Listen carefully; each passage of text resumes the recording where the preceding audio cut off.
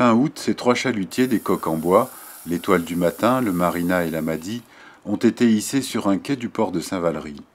3 chalutiers qui d'ordinaire vont pêcher la coquille Saint-Jacques, le rouget, la sole ou le carlet.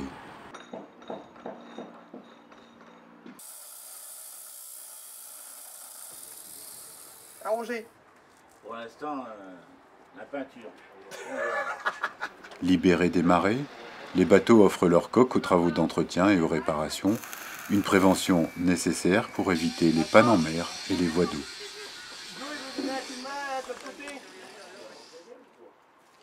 Avant, disons, les bateaux qui rentraient dans la baie, ça durait une période de 20-25 ans, 20 ans même. Maintenant, les bateaux rentrent au tréport, il y a toujours de l'eau. Ils vont beaucoup plus loin sur la durée de vie. Hein. Pas jusqu'à 40 ans, bah, si elle va avoir 40. La Madi va avoir 40 ans. Puis quoi faire derrière, puis encore faire 10-15 ans. Hein. Pas que le bateau il échoue dans la baie, et ça s'escate. Ces travaux faits avec une grande minutie et beaucoup d'expertise permettent aux pêcheurs de faire durer un outil de travail coûteux. Benoît Deloison joue de la tronçonneuse, mais il est avec fierté et passion charpentier de marine. Son père, Jean-Michel, a construit ces bateaux, l'Étoile du Matin et le Marina. C'était il y a plus de 30 ans. Quant à la Madi, le 3e, il y a 10 ans, ils ont procédé à sa refonte totale, une 2e naissance, car tout ou presque a été changé. Autrefois, les bateaux étaient construits en bois ou en acier. Depuis, la résine de polyester a envahi la construction navale, poussant les charpentiers à la reconversion. Aujourd'hui en retraite, Jean-Michel Deloison a été le dernier de la région, le seul à avoir résisté à l'arrivée du plastique. Son fils, en activité, hérite d'un savoir-faire et d'une solide réputation. À Saint-Valery, il y avait des petits sauterelliers pour une personne travailler seule. C'était des petits bateaux de 5,50 m, 6 mètres. Mais au Crotoy, c'était des bateaux plus forts avec de l'équipage. Et tous ces bateaux-là rentraient soit au Crotoy, soit à Saint-Valery, voire le Hourdel, et le Hourdel, bien sûr. Et ils travaillaient avec le flot. Ils sortaient à la mer descendante et ils revenaient avec le flot. Alors, il fallait des bateaux qui ne tirent pas beaucoup d'eau. Donc, c'est-à-dire la morphologie des bateaux, des fonds plats. Pas de tirant d'eau, pour sortir le plus tard possible et rentrer le plus de bonheur possible, avec le flot au cul, comme on dit. Hein.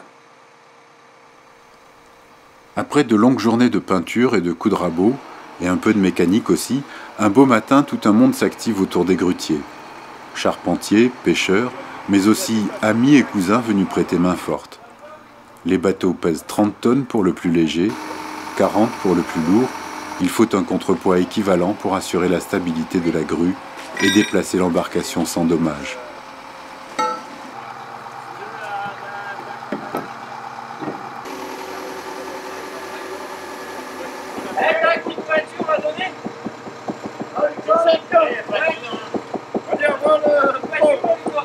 Dès qu'ils vont enlever le lever, la cale là, on n'a pas pu le donner. Donc on va redonner une petite touche. On va pas le laisser partir. Il n'y a même pas 1 mètre carré, on va le faire en vite fait avant de le remettre à l'eau.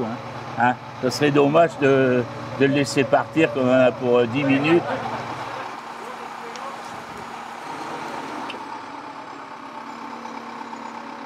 Oh Roger, écoute-toi. Ouais, c'est bon là. Regarde pas les vélos passer. Non, non.